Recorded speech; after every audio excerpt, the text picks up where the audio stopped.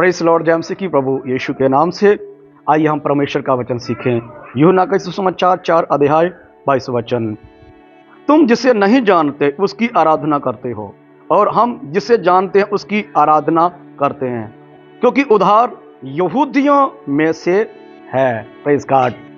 Last में उद्धार यहूदियों में से है। बाइबल कहता तुम जिसे नहीं जानते उसकी आराधना करते हो और हम जिसे जानते हैं उसकी आराधना करते हैं। क्या मैं और आप जिसे जानते हैं उसकी आराधना करते हैं? या आप कह सकते हैं हम फलाने धर्म के हैं, फलाना हमारा मजहब है, हम भारतीय हैं, हम पंजाब के हैं, पंजाब में हमारा ये वाला गुरु है और हम भारतीय वासी हैं, भारत में हमारा ये वाला गुरु है। हम अपने गुरु को अपने ईश्वर को पहचानते हैं, उसकी आराधना करते हैं, उसको पहचान कर आराधना करते हैं। आज मनुष्य ने अपने देश के अनुसार अपने परमात्मा को बना लिए। पंजाबी है तो पंजाब का गुरु, भारत है भारत का, पाकिस्तान का है पाकिस्तान, अदरवाइज और कोई दुनिया के है, उन्होंने अपने देश के अनुसार अपने परमेश्वर को बना लिया है, उतार लिया है। क्योंकि क्या और मैं आप ये बात जानते हैं कि मेरा और आपका पैदा करने वाला कौन है? मुझे और आपको सृष्टि करने वाला कौन है? जिसने मुझे और आपको सृष्टि किया है, जिसने इस मिट्टी को बनाया, अपना श्वास फूंक दिया, ये हड्डियां दी है, ये मांस दिया है, ये मुझे और आपको प्राण दिया है जीवन रहने के लिए।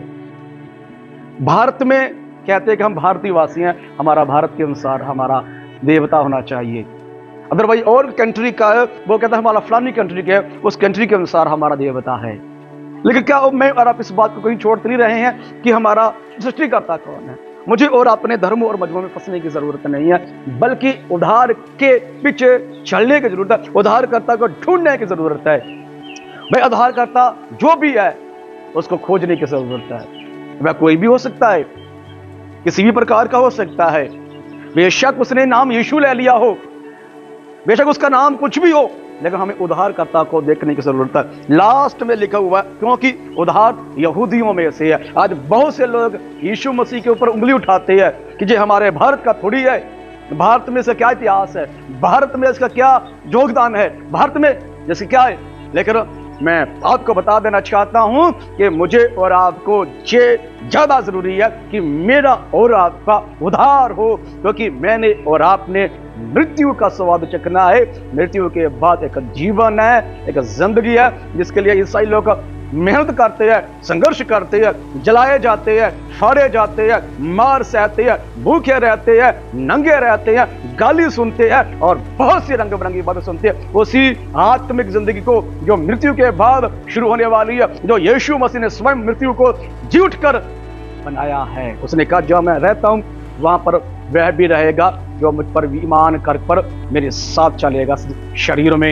यहाँ पर लास्ट में लिखा हुआ क्योंकि उद्धार यहूदियों में से। आज भारतीय लोग, आज इंडियन के लोग, पंजाब के लोग ये कहते हैं कि ये घोरों का देश है, ये घोरों का परमात्मा है। लेकिन मैं आपसे कह देना चाहता हूँ कि उद्धार उन्हीं में से शुरू हुआ है, उद्धार उन्हीं में से निकला है, क्योंकि यीशु का जन्म आज से 2024 साल पहले यहूदा देश में हुआ है, इजराइल में हुआ है। वहां से उद्धार निकला है, वहां से मनुष्य के लिए मुक्ति निकली हुई है। जो ऊपर लिखा हुआ जिसे तुम जानते नहीं, उसका मतलब है कि मनुष्य का किसी परमात्मा की बात नहीं खुदाबंद कर रहा है, किसी मनुष्य की बात, वो मनुष्य को परमात्मा की बात कर रहे हैं। किसी मनुष्य की बात नहीं कर रहा कि मनुष्य किसी मनुष्य को बनाकर, मनुष्य किसकी वस्तु बनाकर उसकी आराधना कर, उसकी बात नहीं कर रहा। वह परमेश्वर मनुष्य की बात कर रहा है, यीशु मसीह। तो तुम जिसे नहीं जानते, हम थोड़ी जानते जिसकी मूर्ति बनाते हैं या उसकी पिक है, उसकी मूर्त है, उसकी एक फोटो है, उसकी हम आराधना करते हैं। लेकिन उसके अंदर कौन है? हम दुनियावी संसारिक तौर पर नाम उसका हमने बनाया हुआ नाम कौन सा? उसने आकर कहा कि मेरा ये वाला नाम है।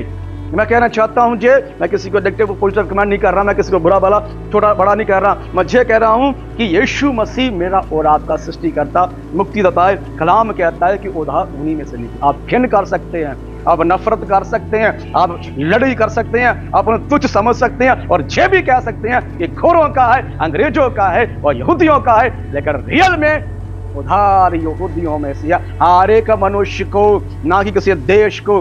परमात्मा किसी देश का नहीं होता, ईश्वर किसी धर्म का, मजहब का नहीं होता।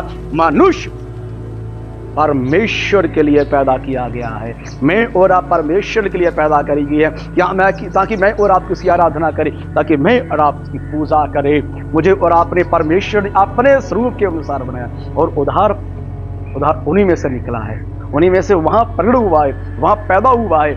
आज से 2024 साल पहले कुंवारी के गर्भ में आकर और दुनिया भर में उसने अपनी आप को प्रकट किया है। आज जो भी नाम लेगा, जो भी उस पर विश्वास करेगा, वह उद्धार पाएगा, मोक्ष पाएगा, मुक्ति पाएगा, क्योंकि उद्धार उन्हीं में से है। मैं और आप उसको गाली दे सकते हैं, ये कैसे दे गौरवों का है।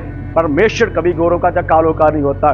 परमेश्वर मनुष्य का है, मनुष्य उसकी आराधना के लिए बनाया गया है। मनुष्य को चाहिए कि उस परमेश्वर को ढूंढे, उस परमेश्वर को पाए जो उद्धार करता है। मतलब मैं आपसे भूल चुका हूं कि इस मिट्टी की ढेर में गिरना है, इसके बाद एक जिंदगी है, एक जीवन है जो कभी नहीं मरता, जिसे मैं और आप आत्मा कहते हैं। वो परमात्मा ने बनाया हुआ है उस आत्मा को, वो स्वर्ग और नरक में जाएगी। जिसे कहते हैं करनिया और धरनिया, जिसे कहते मैं और अब कि हमारे काम हमारे साथ जाते हैं, भले और बुरे, उसका नया यीशु करता है। वो उसको यीशु अच्छे और भले कर्मों के कारण यीशु पर ईमान कर लिया है, तो हम उद्धार पाएंगे, मैं और आप मुक्ति पाएंगे। इसलिए मुझे और आपको किसी के ऊपर कमेंट करने की जरूरत नहीं है गौरव का कालों का जब वहां से है, लेकिन वहां से उद्धार निकला है, वहां से मुक्ति निकली, क्योंकि यीशु जन्म वहां से हुआ है, वहां पैदा वहां पर हुआ है, वहां से दुनिया में मुक्ति उद्धार फैला हुआ है। गलव्यासी प्रभा प्रकाशित छोड़िए मैं रहा।